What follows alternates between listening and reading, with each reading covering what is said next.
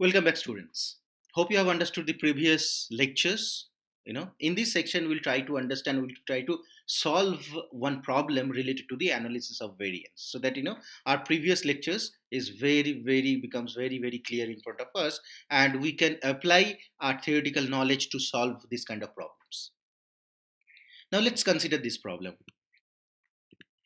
It is saying that prove that there is no effects of three teachers teaching methodology on students' marks, which is a dependent variable, students' marks, and three groups of students.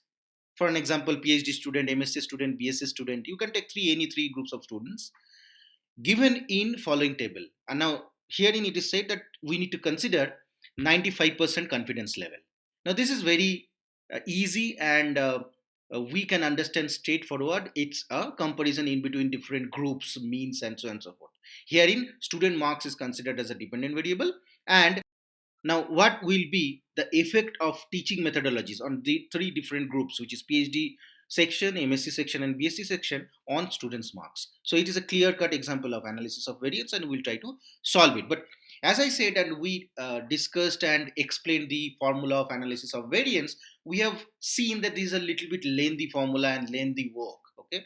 Now, researchers, it is very easy that ANOVA is very important for researchers those who do some sort of research all the time and try to analyze the data in practical life, whether it may be a business, maybe that you are a management student, engineering student, and so on and so forth, right? But the calculation is bigger, little bit lengthier, but researchers, they use the statistical tool, which is the SPSS, SAS, and so on and so forth, Statistica, to do this kind of analysis. So manually is not done. But however, herein we will try to understand how manually we can do, so that our entire concept becomes very clear. Hope you have understood the concept why we are doing this lengthy, solving this lengthy problem. Okay.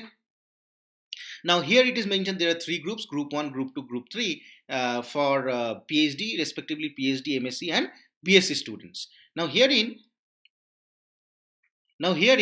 I have mentioned for our understanding, okay, what is this f cal, nj, sj square, k, nt, x bar, and x double bar.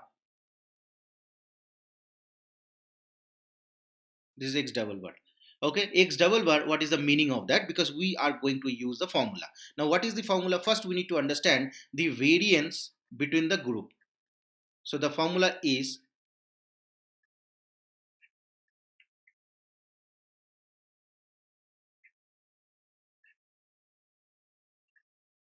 okay, so this is the formula. Now, wherein here in this case, n equals to 5. Why? 1, 2, 3, 4, 5. Clear? So now when we are going to calculate this sigma b square, what we will do? This will be nothing but sigma b square equals to 5 multiplied by 17 minus 14 whole square, plus 5 12 minus 14 whole square, plus 5 multiplied by 16 minus 14 whole square, divided by total k minus 1, that means 3 minus 1. So here k is 3 groups, and total n or nt, or the total row, is 1, 2, 3, 4, 5. Clear?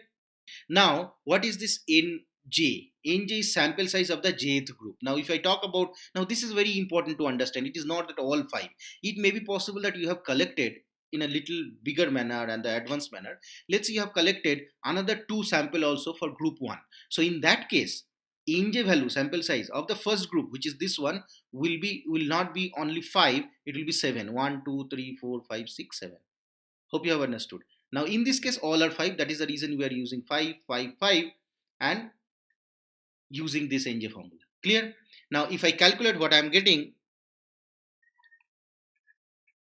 whole square equals to 35.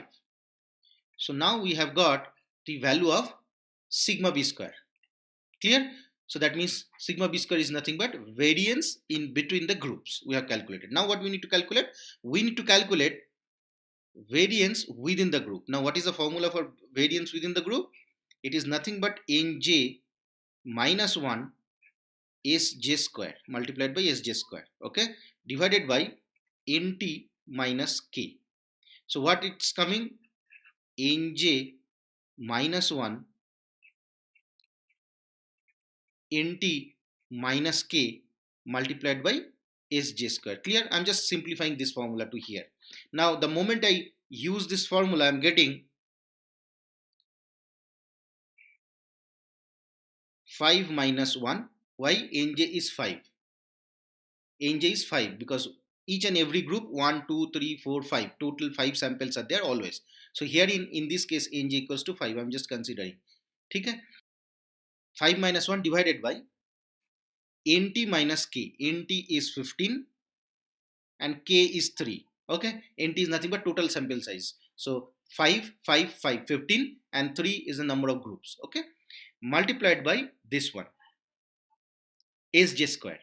So what will be the sj square in that way? 20 minus 17 whole square plus 20 minus 17 whole square. Sorry. So before I do this, what we need to understand and what we need to do, we need to find out x bar and x double bar. Okay, so x bar means mean of these 5 numbers. So if I take a addition and divide it by 5, I will get the mean. So mean value here in the 17, here it will be 12, here it will be 16. Okay, so what is the x bar double bar? X double bar is 17 plus 12 plus 16 divided by 3. So it is coming 14. Clear? So that means 20 minus 17. This is the formula, right? Nj minus 1, whatever I have taken it, now sj square. So we saw it earlier that sj square is the variance of the jth group. Done? So now what I am using, this is the formula, is sj square is nothing but 20 minus 17 for the first group, 20 minus 17 for this, this will be 12. Sorry, first group. So 20 minus 17 whole square plus 20 minus 17 plus 25 minus 17 whole square plus 10 minus 17 whole square plus 15 minus 17 whole square whole divided by n is 5 minus 1. So this is for the first group. Clear? What I have done? I have considered 20 minus x bar, second 20 minus x bar, 25 minus x bar, 10 minus x bar, 5 minus x bar. So in this case, this is nothing but x minus x bar.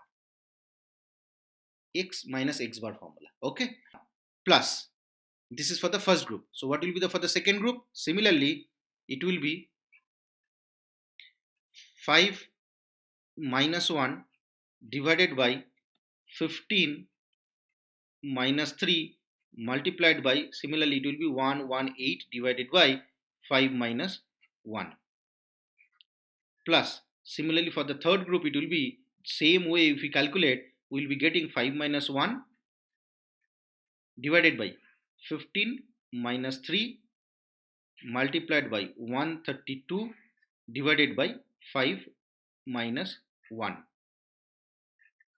Okay, so hope you have understood, and if I calculate, I'll be getting 135 divided by 12 plus 118 divided by 12 plus 132 divided by 12.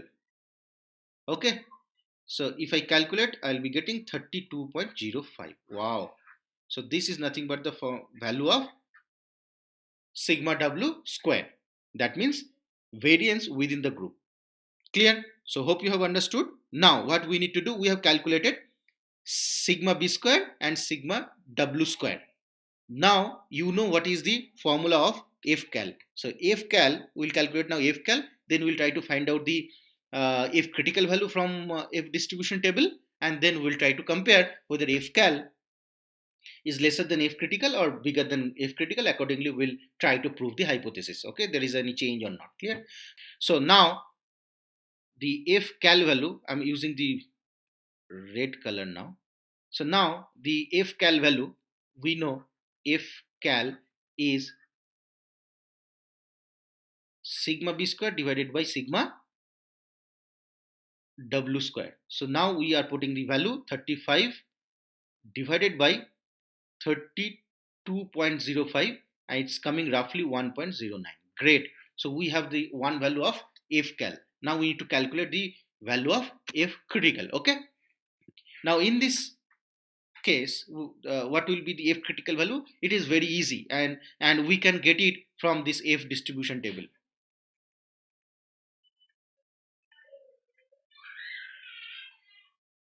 F distribution table.